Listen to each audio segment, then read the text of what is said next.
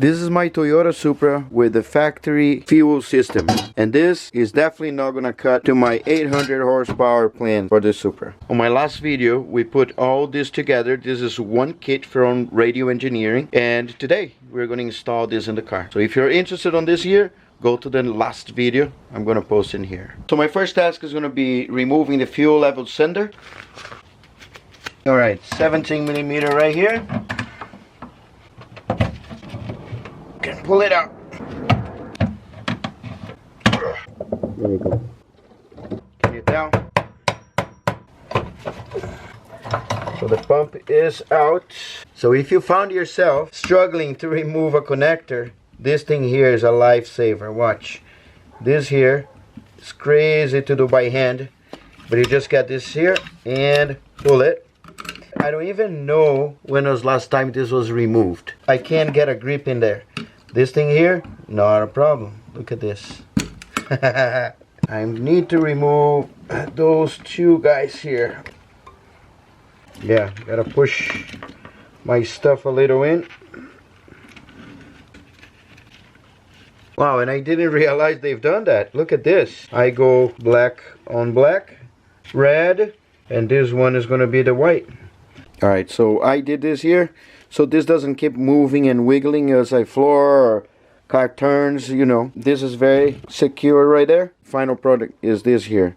Two pumps, I think they are 400 or 440, I can't remember, but two were plenty. This is the old one, and you see tons of problems with it. First I see this is moving, look. So this is not tight enough. That's a bad thing, because when this really needs pressure, it escapes from here. I don't get enough pressure on the car. That could be what blew my first engine. This is another thing, you know, it's wiggling. So if the car is wiggling, this is not all the way down. So if it's running out of gas, if it's full, it should be alright. Oh, look at that. I'll make a video about it. But this little cut was preventing me from build pressure under boost. And look at my piston. This is what happened in the past. I'm gonna make a full video about it, so stay tuned. Let's keep going. Look what is on the bottom. The filter. So I got the filter. Ooh, there's some crap in there. Look at how much junk is in there. Before putting all together, I'm going to clean that thing. Now we're gonna drop this in the fuel tank. First, that thing. Then we go down. This here needs to move. Then this hose. And we go down first, and then we twist.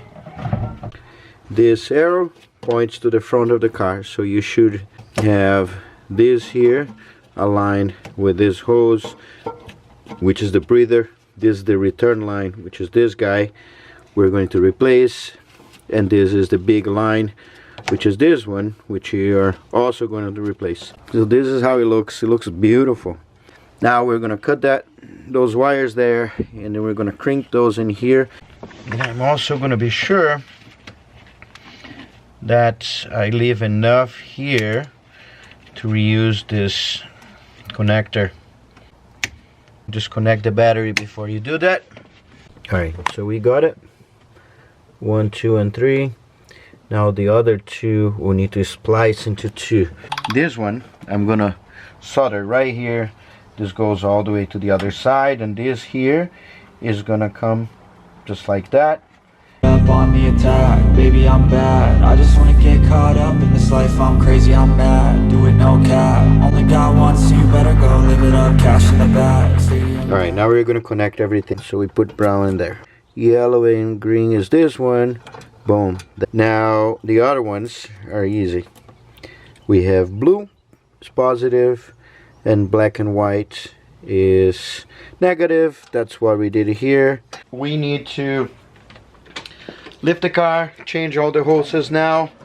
I think the only pain in the butt is going to be passing the hoses through here. But apart from that, we're golden. Baby I'm bad, baby I'm bad. Alright, so in here we need to first remove this all the way to the front. And in the front you see here my filter is already not OEM, but this line is going to be gone as well. And we need to lower the fuel tank because we need this hose to come out.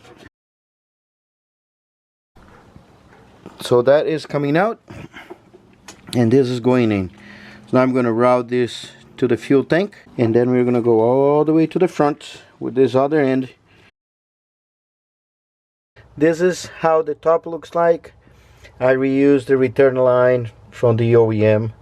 And before we go down there, I'm going to show you something. This was the input for my fuel rail. I'm replacing by this big one. It comes with a kit. I'm going to put this big, large one. Look at the difference. Big and small. I'm going to put side by side. Look at that. So the one on the right is new. The one on the left is old. Big change. This cable came together with it. It's very long, as you see. And very good. Can use it. Too long. So I made this smaller one. I had those fittings. Unfortunately, they have red in it. But this goes on the fuel rail, and it's going to go all the way down to the filter.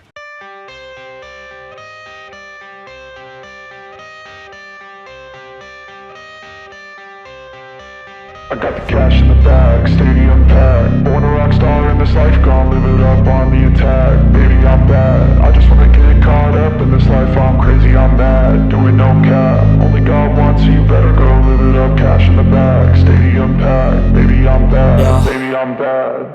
I just wanna stay bad, stay mad. Chip on my shoulder cause they treat me like an outcast. I ain't gonna take that, stay back. I'll be swinging hard till the hits come in all caps. I ain't gonna lay back, pray that someone's gonna help me. Ain't nobody like that. Now finally we actually have a fuel system that can handle the power that this car is going to make. Next steps, we are going to test and dial in the pressure to be sure that this is going to work properly. And also we're going to retune it all, because I'm sure it's going to change stuff in there. And I'm recharging my battery because it died. Nothing goes as smooth as we want. If you're running a 800 horsepower car or a high horsepower car and still running the OEM lines, this is your sign. Ciao. And